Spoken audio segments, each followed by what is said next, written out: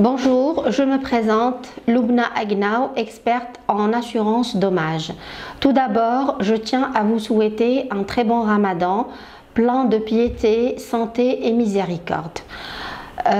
Aujourd'hui, je souhaite vous parler de la responsabilité civile dans le cadre du contrat multirisque habitation. Cette garantie, elle couvre les conséquences des actes commis par le chef de famille vis-à-vis des tiers, c'est-à-dire si jamais par un acte toujours civil, sans intention de nuire, par inadvertance, il cause un dommage à autrui. Sont aussi assurés les dommages causés par le conjoint, les enfants, les gens de maison.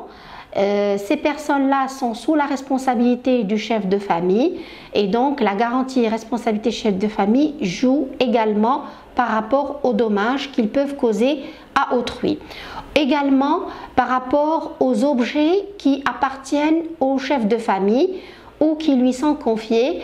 Par exemple, supposons sa parabole, elle est tombée, elle a touché, par exemple, sur le balcon du voisin, elle a cassé une chaise ou une table, il en est responsable. Donc, cette responsabilité, elle couvre les dommages corporels, c'est-à-dire si jamais il cause une blessure à autrui. Les dommages matériels, le cas de la parabole avec la table du voisin, c'est-à-dire la table est un matériel, elle est endommagée, et aussi les dommages immatériels consécutifs, c'est-à-dire c'est les pertes financières qui peuvent ou les préjudices, par exemple si quelqu'un a été blessé. Si quelqu'un a été blessé, la douleur qu'il va ressentir, le présium doloris, ou si jamais il lui reste une déformation, le préjudice esthétique. Ça, c'est par rapport aux dommages corporels, les dommages immatériels consécutifs aux dommages corporels. Pour les dommages immatériels consécutifs à dommages matériels, c'est par exemple une perte financière quelconque si jamais suite à une action du chef de famille un bien se trouve endommagé et donc le tiers, un bien appartenant au tiers bien sûr, et donc il s'ensuit une perte de revenus ou une perte de gain. Voilà, il y a aussi la défense et recours. Alors la défense et recours, la défense c'est quand l'assuré, le client, le responsable civilement et sa responsabilité est engagée, donc sa compagnie d'assurance va mettre un avocat pour défendre le dossier si jamais les tiers vont par voie judiciaire porter plainte. Et le recours, c'est quand l'assuré, il subit des dommages, donc sa compagnie d'assurance va adresser le recours contre le civilement responsable.